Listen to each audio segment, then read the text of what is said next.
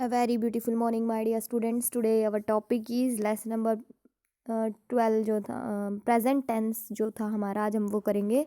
Present indefinite और present continuous हमने कर लिया था बच्चों। आज हम प्रेजेंट परफेक्ट टेंस करेंगे। देखिएगा, present perfect tense expresses action that were completed recently और a past action that is continuing in the present.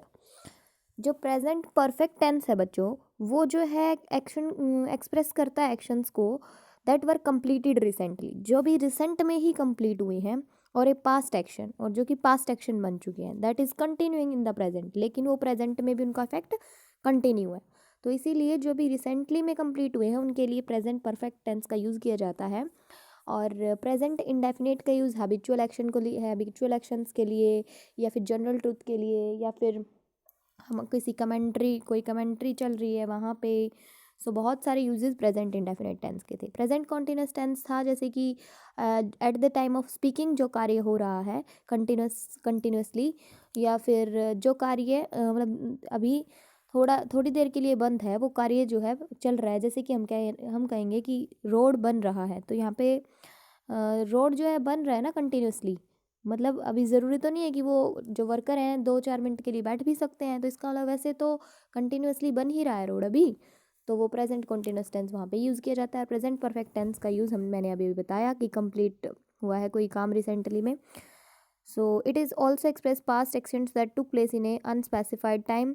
This tense is used to refer the actions that have been completed in recent past and not long time ago. जो काफ़ी समय पहले नहीं हुए हैं बल्कि अभी रिसेंट में कंप्लीट हुए हैं कार्य, उनके लिए प्रेजेंट परफेक्ट टेंस का यूज़ किया जाता है। तो फॉर एग्जांपल देखिएगा, यहाँ पे प्रेजेंट परफेक्ट का my grandfather has gone to bed. My father has gone to bed. जो प्रेजेंट इंडेफिनेट टेंस था बच्चों, उसमें फॉर्मेशन क्या थी? सब्जेक्ट प्लस वर्ब की फर्स्ट फॉर्म एस या E S plus object plus other word. और जो कंटिन्यूस टेंस है उसमें क्या है बच्चों? Subject plus is am are का यूज़ मैंने बताया था। इज सिंगुलर के लिए, एम आई के लिए, और आर प्लूरल के लिए लगता है। प्लस फिर आती है वर्ब की first form plus I N G, और फिर आती है हमारी ऑब्जेक्ट। तो ये हमारा प्रेजेंट कंटिन्यूस टेंस था। फिर उसके बाद आता है बच्चों my grandfather has gone to bed. इसमें देखिए, इसमें लगता है पहले सब्जेक्ट, फिर आएगा बच्चों हैज़ या हैव आएगा, फिर आएगी वर्ब की थर्ड फॉर्म, फिर आ जाता है हमारा ऑब्जेक्ट, या फिर उसके बाद आता है अदर वर्ड। ठीक है, तो इसमें देखिए my grandfather has gone to bed, तो इसमें देखिए पहले सब्जेक्ट आया, फिर हैज़, जब सिंगुलर होगा तो हैज़ लगेगा, जब प्लूरल होगा तो हैव लगेगा। फिर हमारी वर्ब की थर्ड फॉर्म आ गई, गो वेंट गोन, फिर टू बैड, यानी ये ऑब्जेक्ट आ गया। देखिए यहाँ पे the verb in present perfect tense is always accompanied with auxiliary verbs has और हैव। हैज़ और हैव का यूज़ किया जाता है इसमें। I have been in this house for over 5 years। I के साथ बच्चों हैव लगता है। आई को जो है मोस्टली केसेस में प्लूरल में ही गिना जाता है। I have been in this house for over 5 years।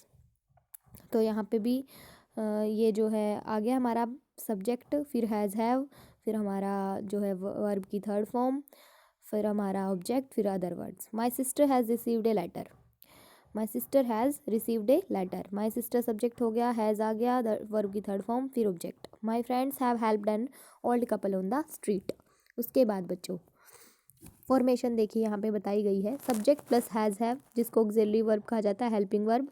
फिर आएगा पास्ट पार्टिसिपल, वहाँ पे प्रेजेंट पार्टिसिपल था कंटिन्यूस में, यानी वर्ब की फर्स्ट फॉर्म प्लस आईएनजी, और यहाँ पे वर्ब की फर्स्ट फॉर्म प्लस वर्ब की थर्ड फॉर्म आएगी, फर्स्ट फॉर्म नहीं, वर्ब की थर्ड फॉर्म को बोलते हैं पास्ट पार्टिसिपल, और फिर आ जाता है ऑब्जेक्ट।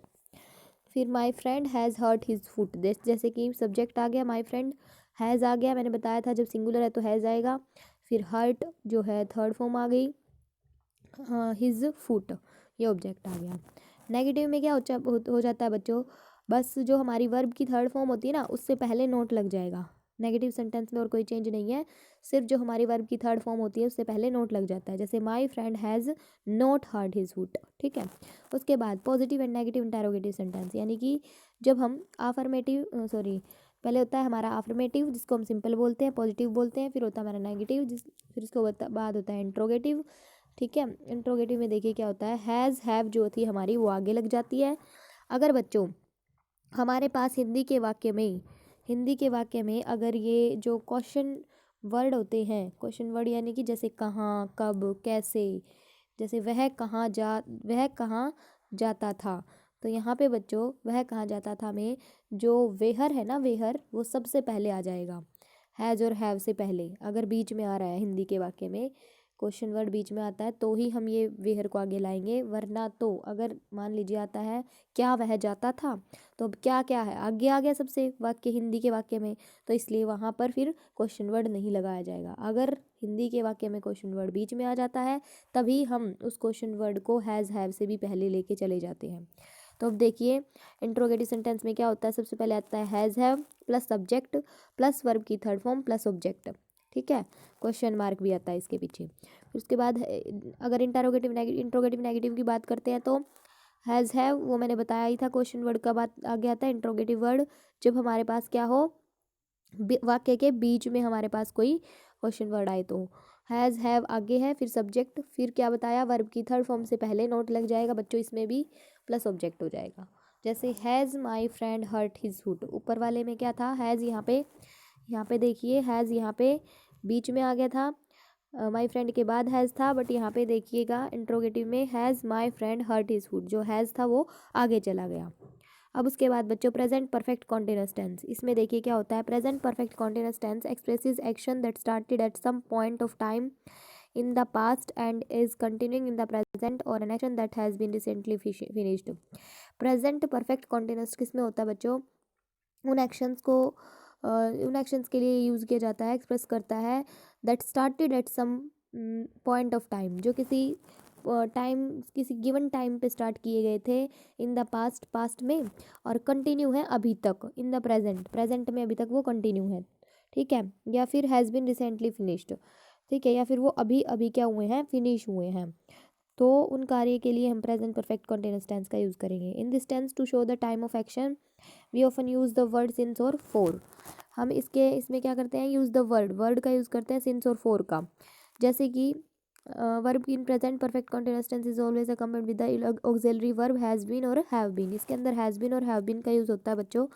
जैसे माई डॉटर सब्जेक्ट आ गया सबसे पहले, फिर हैज़ बीन या हैव बीन, हैज़ बीन लगेगा सिंगुलर के लिए, हैव बीन लगेगा प्लूरल के लिए।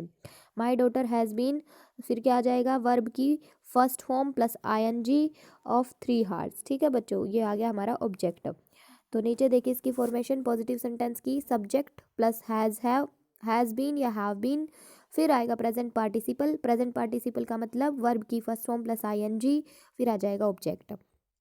उसके बाद देखिए जैसे कि माई फ्रेंड्स क्या है, सिंगुलर है, सॉरी प्लूरल है, फ्रेंड्स ज़्यादा हो गए तो हैव आ जाएगा, हैव बीन, फिर आ जाएगा प्लानिंग यानी कि प्लान क्या हो गया, वर्ब की फर्स्ट फॉर्म ING साथ में हो गया, planning my birthday party since last month, since आएगा इसमें। और उसके बाद बच्चों the mechanic has been repairing the car for 2 hours, mechanic जो है, अब बच्चों एक बात देखिए, अगर ये बात करता है लास्ट महीने से, मतलब ऐसे बात करता है कि लास्ट महीने से, लास्ट ईयर से, तो आ जाएगा सिंस। और अगर ये बता रहा है कि हमें उसमें नंबर बता रखा है अगर टाइम का कि वो कब स्टार्ट हुआ था, जैसे 2 हार्स, तो 2 घंटे पहले से ही, तो ये 2 घंटे आ गया, तो इसमें अगर नंबर बता देता है तो हम 4 का यूज़ करते हैं। सिंस का यूज़ होता है जहाँ पे नंबर की बजाय सिर्फ वर्ड गिवन होता है, जैसे लास्ट मंथ, लास्ट ईयर, इन सब के लिए। सो देखिएगा उसके बाद negative sentence subject plus has have plus not आ जाएगा बीन से पहले बच्चों, इसमें वर्ब की फर्स्ट फॉर्म प्लस ING फिर ऑब्जेक्ट। ऐसे ही positive negative interrogative, positive and negative interrogative देखिए, has have plus subject plus been present participle यानी वर्ब की first form plus ING plus object हो जाता है। फिर उसके बाद हमारा इंट्रोगेटिव नेगेटिव देखिए, हैज़ हैव पहले आ गया plus subject plus not plus been से पहले इसमें नोट लग जाएगा, फिर प्रेजेंट पार्टिसिपल यानी वर्ब की first form plus ING plus object. जैसे हैव माई फ्रेंड से पहले हैव चला गया, been planning my birthday since last month, ये तो हो गया इंटेरोगेटिव का फर्स्ट जो एग्जांपल है। सेकंड देखिए, has the mechanic not been, यहाँ बीन से पहले नोट आ गया बच्चों, तो ये इंट्रोगेटिव नेगेटिव हो जाएगा, लास्ट में क्वेश्चन मार्क लग जाएगा। ये जो एक्सरसाइज है फर्स्ट, आप लोग घर से ट्राई कीजिएगा, कल मैं आपको ये समझाऊंगी। Thank you and have a nice day.